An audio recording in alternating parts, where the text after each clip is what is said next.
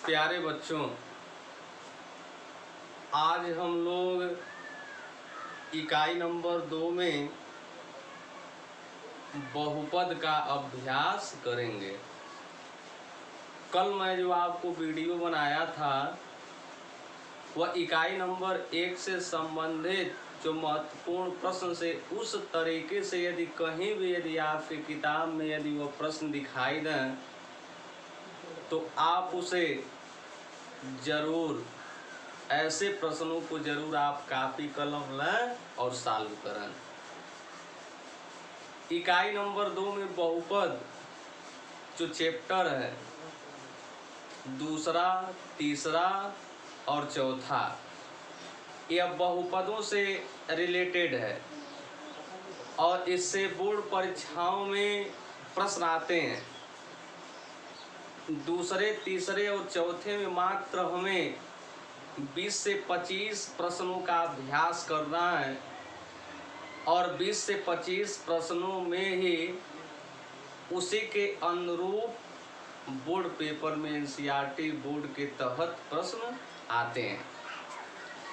आज हम लोग अध्ययन करेंगे बहुपद। इसके पहले भी मैंने आपको बहुपद पढ़ाया था, बहुपद का परिभाषा भी बताया, बहुपद कितने प्रकार के होते हैं उनको भी मैंने आपको बता दिया था। तो सूत्र पे चर्चा आपका हो गया था। मैं सीधे सीधे सवाल लगाने का तकनीक आपको बताऊंगा। उसके पहले आप देखते हैं बहुपद ऐसा बीजीय व्यंजक, चर और अचर जब दोनों मिलते हैं तो चर व अचर दोनों मिलने से क्या बनता है? बीजीय व्यंजक बनता है। अब बीजीय व्यंजक में a0 plus a1x plus a2x, ये देखो यह हमारा a10 a1 और a2 है, गुणांक है और ये गुणांक हमारा एक रियल नंबर हो सकता है, जैसा कि मैंने लिखा a0 a1 a2 dot dot करके an तक। चूँकि संख्याएं अनंत होती हैं इसलिए वह अंत तक वह पद बढ़ता चला जाएगा। जैसे यदि 0 रहेगा तो शून्य बहुपद, 1 रहेगा तो रैखिक बहुपद, 2 रहेगा तो द्विघात बहुपद, 3 रहेगा त्रिघात, 4 रहेगा चतुर्थ घात, ऐसे पढ़ते हैं। तो सबसे पहले आप लोग अपने कॉपी में बहुपद का परिभाषा यहाँ लिखे हैं ऋणोत्तर।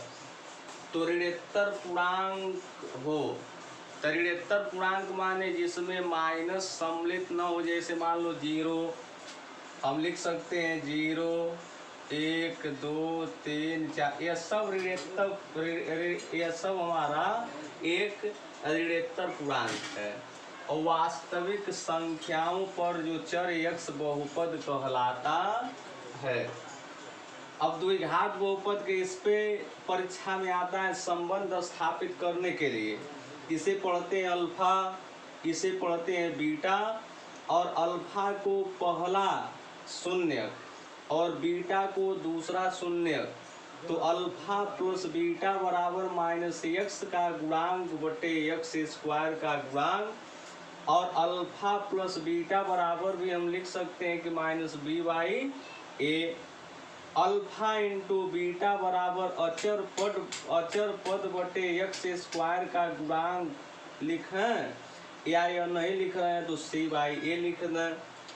पहले अध्याय में क्या है, आप 2 3 4 में जब भाग लगाए होंगे तो भाग लगाने में उत्तर का जांच करने के लिए आता है।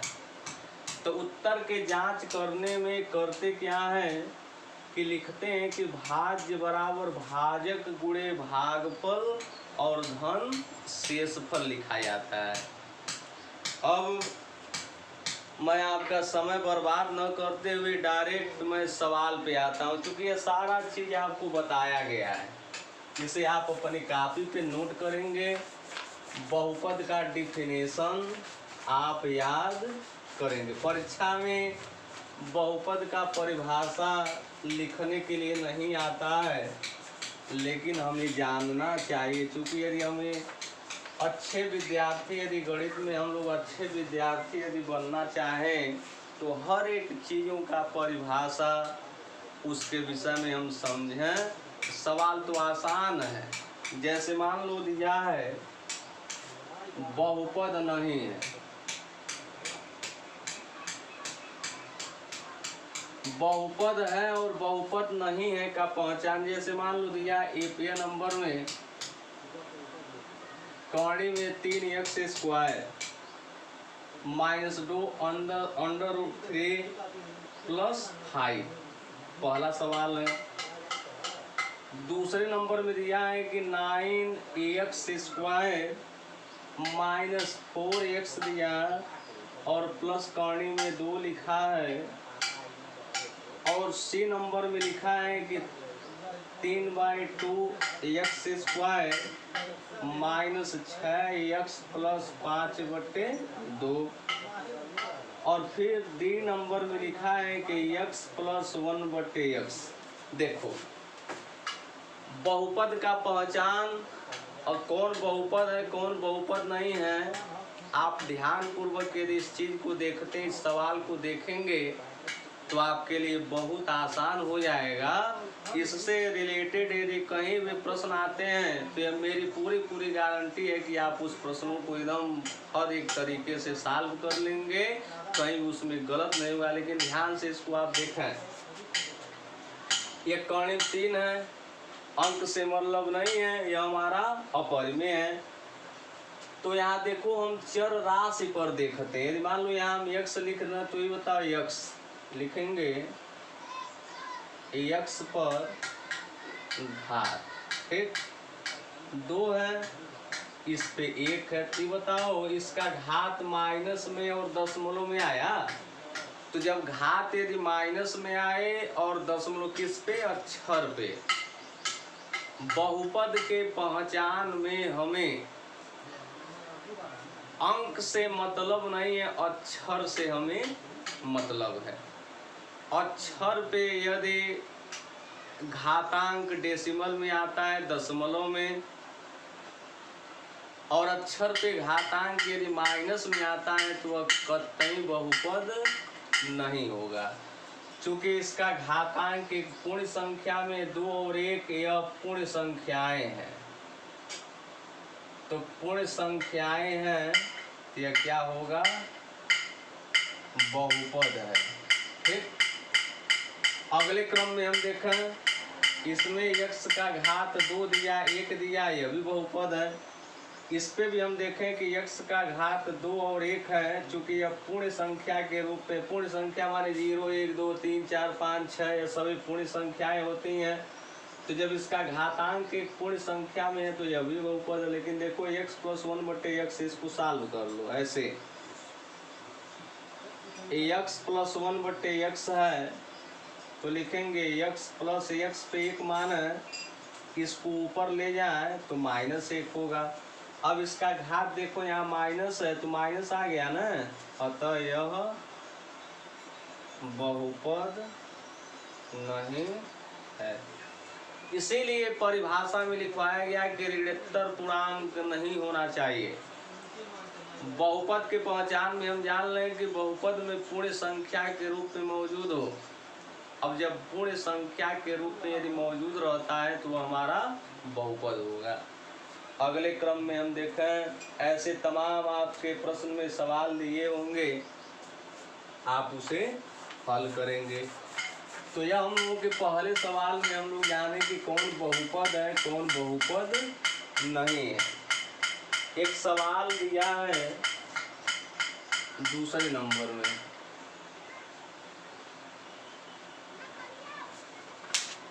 लिखा है कि बहुपद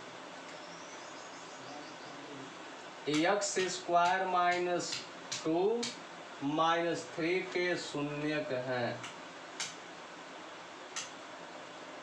ठीक। देखो इस अक्षर पे सर्वाधिक घातांक 2 है तो यह द्विघात बहुपद होगा।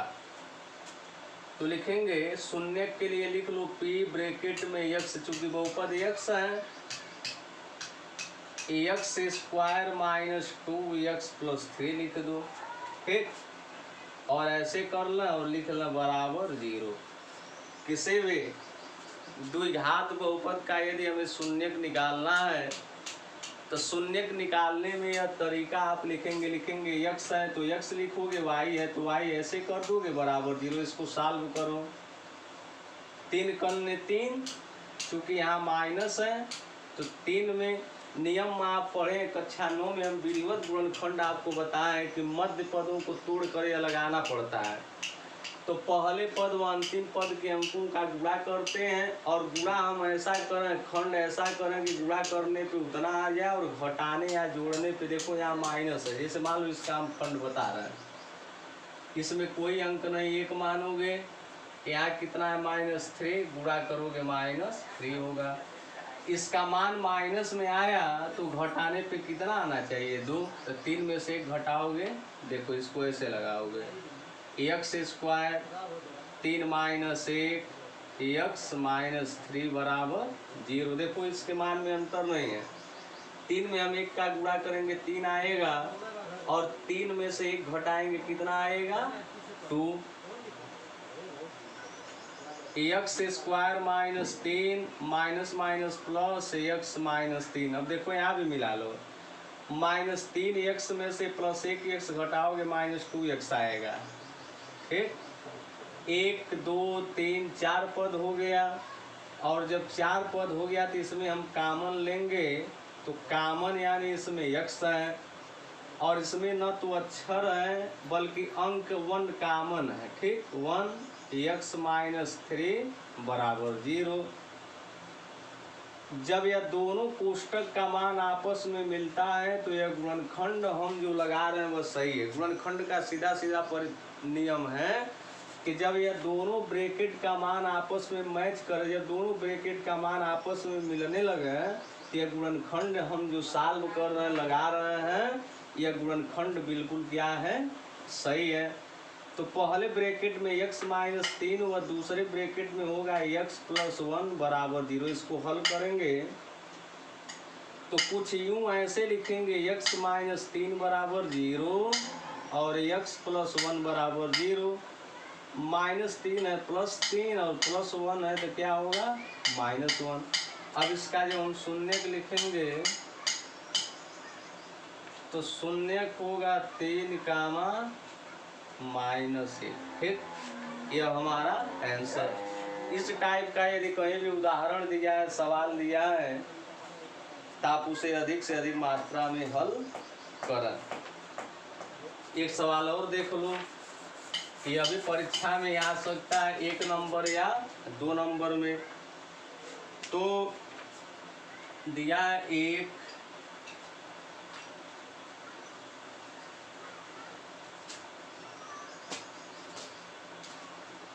द्विघात बहुपद जिसके शून्य, एक द्विघात बहुपद जिसके शून्यक 5 और -3 है। ठीक, तो द्विघात बहुपद बनाना है। तो द्विघात बहुपद बनाने में करेंगे क्या, एक द्विघात बहुपद, तो देखो ऐसे लिखोगे, लिखने का तरीका सीखो कैसे लिख रहा है, द्विघात बहुपद। ठीक, लिख लोगे इतना। और जब द्विघात बहुपद लिखोगे तो लिखोगे x² - alpha plus beta x plus alpha into beta, ऐसे लिख लेना। और लिखने के बाद यह बड़ा कोष्टक लगा देना और लगाने के बाद लिख देना के। द्विघात बहुपद बनाने का यह फार्मूला है और मैं आपको बताया भी हूँ लिखने का यह तरीका। देखो पहला वाला मान अल्फा का मान 5 हो जाएगा, वह बीटा का मान होगा -3। मान फिलअप करो इसमें, अल्फा की जगह 5 और देखो यहाँ प्लस है यहाँ माइनस है ना, तो जब माइनस में प्लस का गुणा करोगे तो यह पूरा पूरा माइनस हो जाएगा। यहाँ लिखेंगे 3x प्लस अल्फा की जगह 5 गुणे बीटा की जगह -3 हो गया। के लिखेंगे और x स्क्वायर लिखोगे, 5 में से 3 घटाओगे 2 होगा, x होगा, और प्लस 5 में 3 का गुणा करोगे -15 आएगा। ठीक, हल करो इसे। के बड़े कोष्टक में x स्क्वायर होगा, कोष्टक हटाएंगे 2x होगा, जब यहाँ कोष्टक हटाओगे तो चिन्ह में गुणा होगा तो माइनस हो जाएगा 15। अब चूंकि हर में तो कोई अंक नहीं है तो k बराबर मान लेंगे 1 रखने पर। अब ध्यान देना, जब k की जगह हम 1 रखेंगे तो तुम जानते हो कि यदि किसी भी अंक में हम 1 का गुणा करें तो उसके मान में अंतर नहीं होता है, तो यही हमारा द्विघात बहुपद हो गया और यही आंसर हो जाएगा। इस तरीके से यदि कहीं भी प्रश्न में आता है एक द्विघात बहुपद बनाए जिसके शून्य 5 और -3 है, तो यह प्रक्रिया के तहत हम हल करेंगे और सूत्र तो जरूर आपको याद होना चाहिए, क्योंकि जब तक सूत्र नहीं याद रहेगा तब तक आप इस सवाल को लगाने की कल्पना मात्र भी नहीं कर सकते हैं। यह सूत्र आप जरूर याद करें। सूत्र यदि बाय द वे भूल भी गया तो एक तरीका और है, बिना सूत्र की सहायता से लगा सकते हो। अब कैसे लगा सकते हो? वैकल्पिक वह विधि है, लेकिन उसमें गुणा करना पड़ेगा, वह भी उतना ही आंसर आएगा, लेकिन यह सबसे सर्वोत्तम विधि है। आप इस सूत्र में मान भर के इस सवाल को हल करेंगे। तो इस तरीके से हम लोग सवाल पढ़े। अब अगले सवाल को हम बता रहे हैं। जैसे मान लो इस टाइप का यदि कहीं सवाल दिया ऐसे,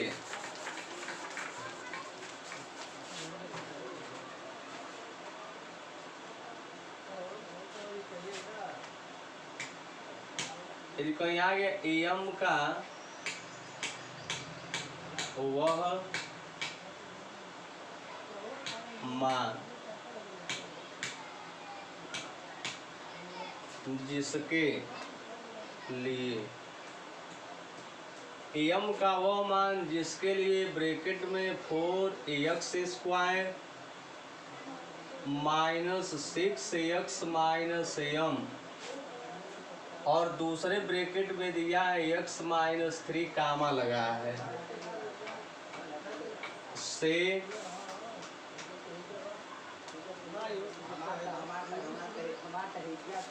पूर्णता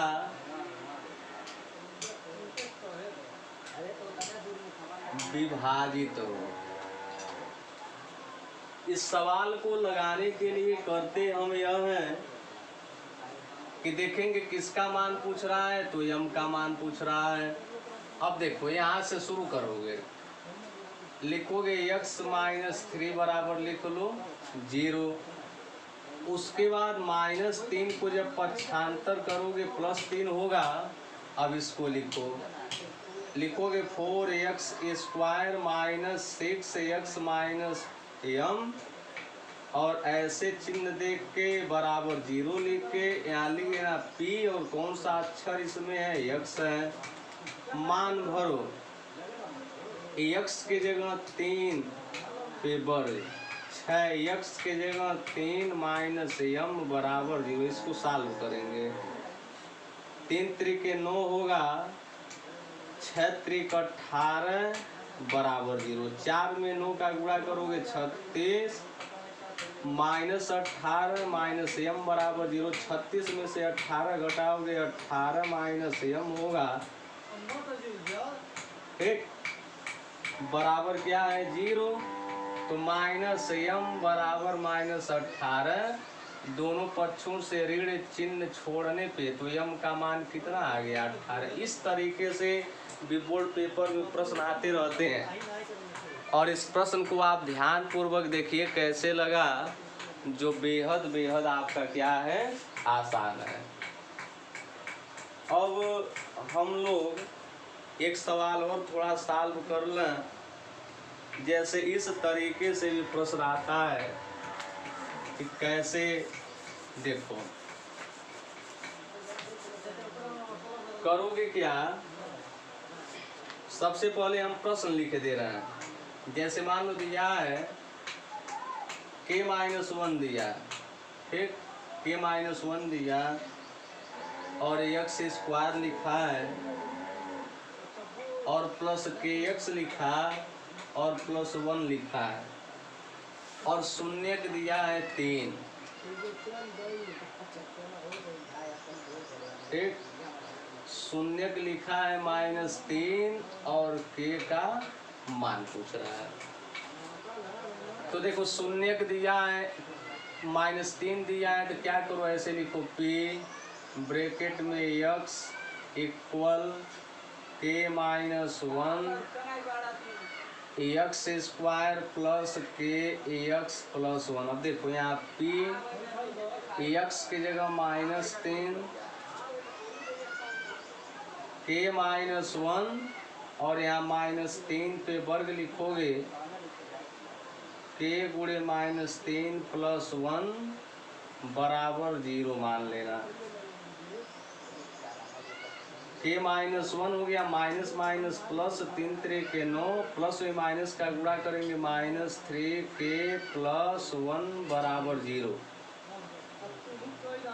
9 में हम k का गुणा करेंगे 9 के -9 करने 9 -3k प्लस 1 बराबर 0। दिस इम्प्लाइड दैट 9k में से -3k घटाओगे 6k होगा, -9 और प्लस 1 घटाओगे -8 बराबर 0 हो गया।